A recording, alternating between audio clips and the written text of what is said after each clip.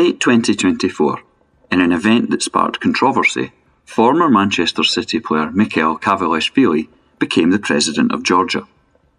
It's not been unknown for various Celtic figures, including players, to have connections with elections and politics. This includes some of the most famous names in the club's history. This is the story of Celtic and elected politicians. Fans of a certain age will certainly remember the red card protest against Margaret Thatcher in the 1988 Scottish Cup final. However, that doesn't mean that all people connected with Celtic would have supported these opinions. One very notable Celt who actually became a politician was Lisbon goalkeeper Ronnie Simpson. In 1970, he was elected as an Edinburgh councillor for the Progressive Party. This was a political group similar in belief to the Conservatives.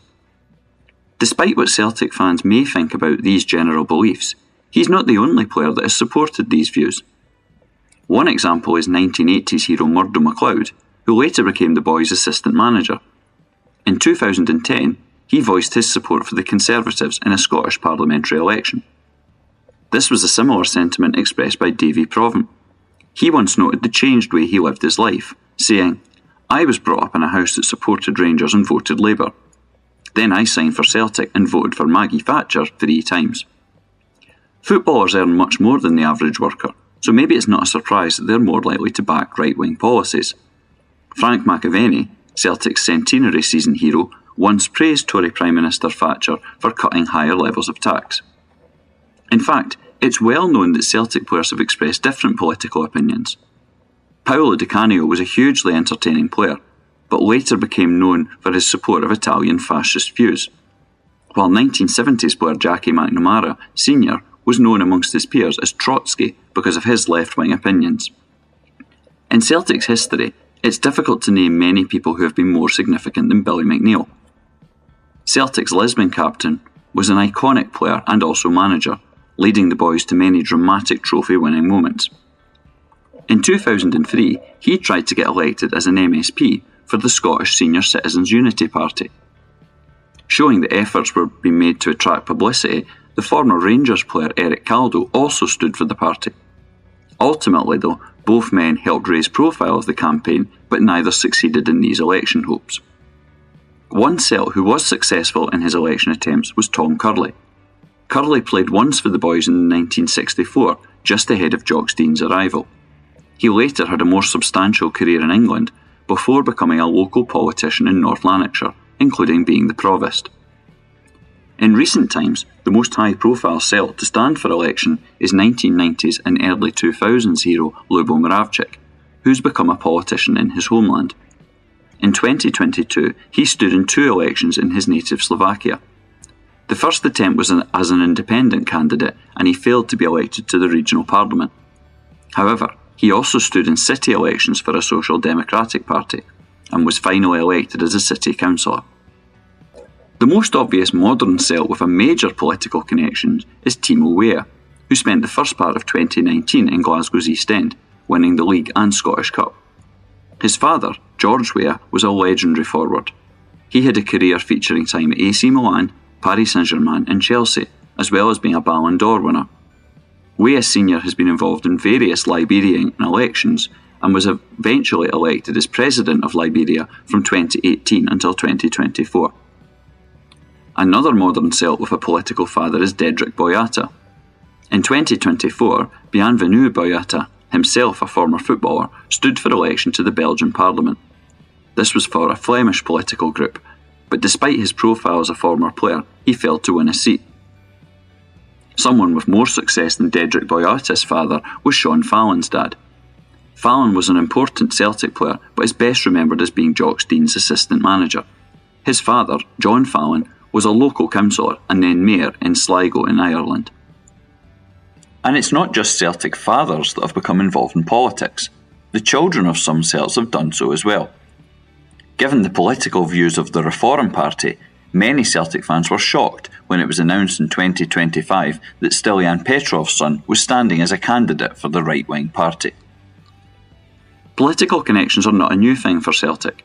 The most obvious of these goes back to Celtic's earliest years. In 1889, the Irish politician Michael Davitt was appointed as a patron of the club. Davitt was renowned for his land campaigns, and he later became an MP. Another early committee member for Celtic was William McKillop. He was an important figure in the club's early development and later became an Irish MP, representing firstly Armagh and then the Sligo area. In fact, MPs were common sights at Celtic Park in the club's early years. Multiple Irish figures who helped shape Irish and British politics were guests at Celtic Park, reflecting the club's political connections. One notable example was the MP Timothy Daniel Sullivan, who wrote the song God Save Ireland and once sang this on the Celtic Park pitch. This theme continued into the 1990s. Michael Kelly, a Lord Provost of Glasgow, was a board member. So too was Glasgow businessman Willie Hawkey, who later became a member of the House of Lords. In more recent years, different board members at Celtic Park have been politicians too. The most obvious is former chairman John Reid. He was a Labour MP and minister in different governments, and then became a member of the House of Lords.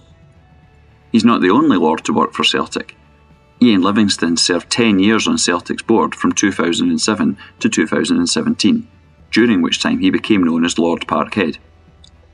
Another ex-Labour MP, Brian Wilson, is a member of Celtic's board. As well as being a board member, he has a long-term association with the club, including writing an official history of Celtic in the centenary season. In addition, many elected politicians have been Celtic fans.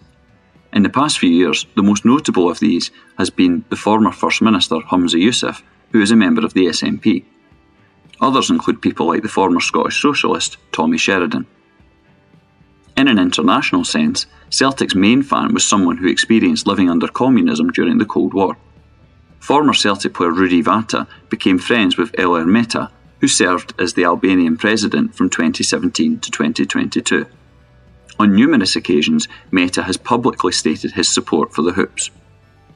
There's also been various connections between Celtic and American presidents. Some of this includes White House support for the Hoops. However, it also features issues such as President Biden having Celtic as his Secret Service call sign, albeit it's not pronounced the same way as the football club. Although, given that Celtic's founder, Brother Walfred, wanted the club to be called Celtic rather than Celtic, maybe he continues to exert a political influence to this day. It's obvious that there's a great deal of links between Celtic and elected politicians, whether in Scotland or around the world. But in the interests of democracy, it seems other views should be sought on this. So, can you think of any more examples? To learn more about Celtic history, follow Hail Hail History on Twitter, X and Blue Sky. You can also take part in a free Celtic history walking tour. Visit celticwalkingtours.wordpress.com for more information.